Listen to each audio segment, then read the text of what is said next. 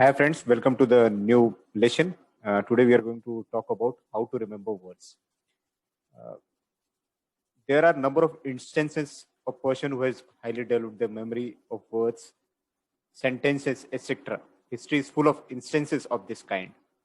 The moderns fall far behind the ancients in this respect, probably because there does not exist the present necessity for the feats of memory, which were once accepted as commonplace and not out of the ordinary.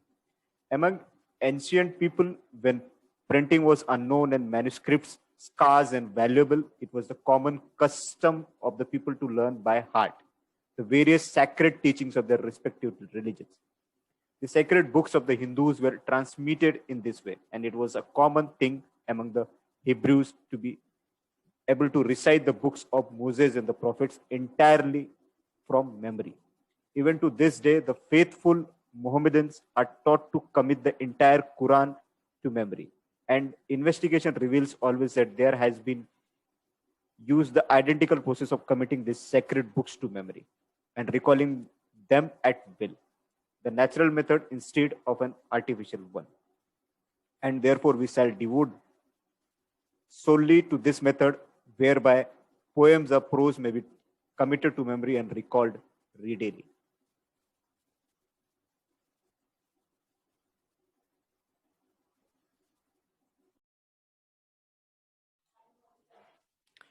This natural method of memorizing words, sentences, or verses is no royal road. It is a system which must be mastered by steady work and faithful review. One must start at the beginning and work his way up. But the result of such work will astonish anyone not familiar with it. It is the very same method that Hindus, Hebrews, Mohammedans, Norsemen, and the rest of the races memorize their thousands of verses and hundreds of chapters of the sacred books of their people. It is the method of the successful actor and the popular elocutionist. Not to mention those speakers who carefully commit to memory their impromptu addresses and extemporaneous speeches. This natural system of memorizing is based upon the principle by which every child learns its alphabet and its multiplication table, as well as the little piece that is recites for the entertainment of its fond parents and the bored friends of the family. That principle consists of learning of one line at a time and reviewing that line, then learning a second line and reviewing that, and then reviewing the two lines together, and so on. Each addition being reviewed in connection with those that went before. The child learns the sound of A, then it learns B, then it associates that sounds of A, B in its first reviews, and then C is then added, the review runs A, B, C, and so on until Z is reached and the child is able to review the entire list from A to Z or A to Z inclusive.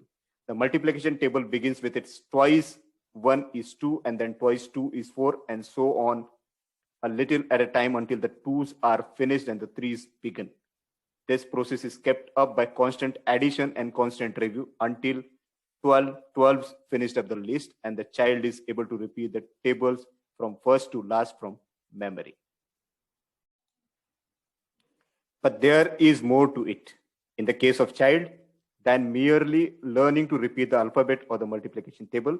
There is also the strengthening of memory as a result of its exercise and use. Memory, like every faculty of the mind or every muscle of the body, improves and develops by intelligent and reasonable use and exercise. Not only does this exercise and use develop the memory along the particular line of the faculty used, but also along every line and faculty. This is so because the exercise develops the power of concentration and the use of voluntary attention.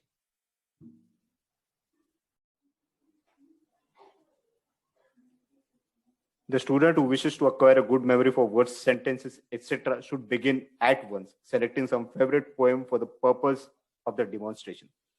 Then let him memorize one verse of not over 4 to 6 lines to begin with.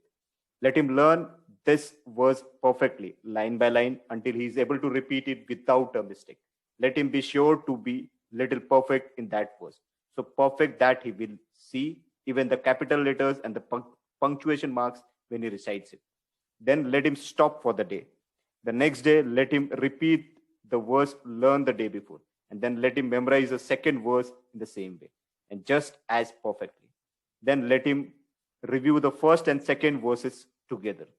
This addition of second verse to the first serves to weld the two together by association, and each review of them together serves to add a little bit to the weld until they become joined in the mind as are A, B, C.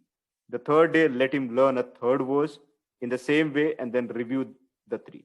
Continue this for, say, a month, adding a new verse each day and adding it to the verses preceding it, but constantly review them for beginning to end. He cannot review them too often.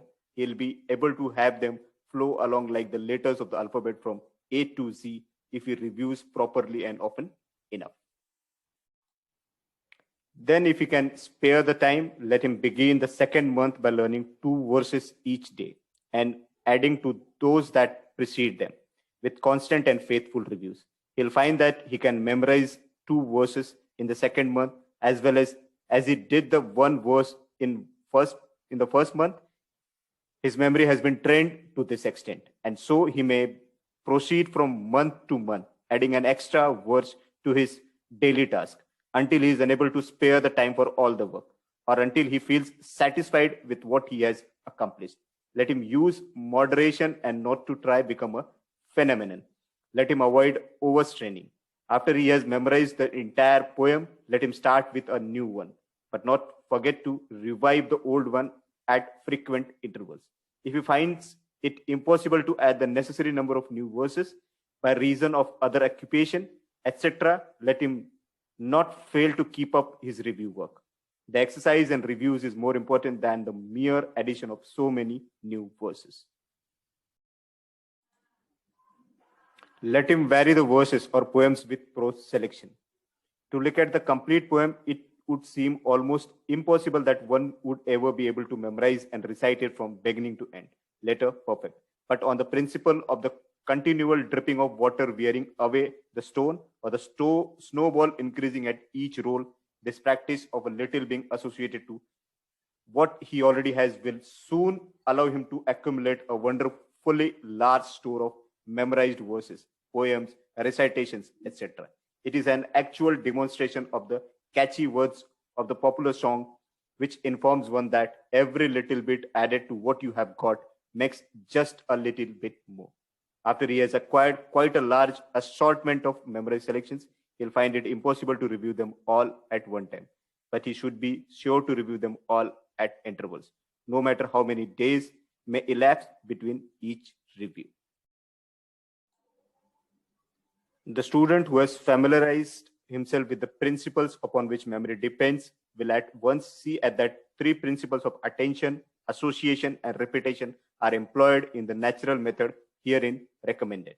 Attention must be given in order to memorize each verse in the first place. Association is employed in the relationship created between the old verses and the new ones, and repetition is employed by the frequent reviewing, which serves to deepen the memory impression each time the poem is repeated.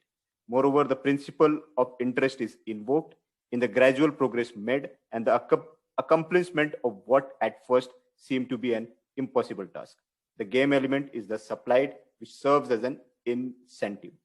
These combined principles render this method an ideal one, and it is not to be wonder what the race has so recognized it from the earliest times. Okay, so with this, we have come to the end of this lesson, and stay tuned for some more information like this. And don't forget to like and subscribe this channel. So stay tuned for the next lesson. Until then, keep learning and keep growing.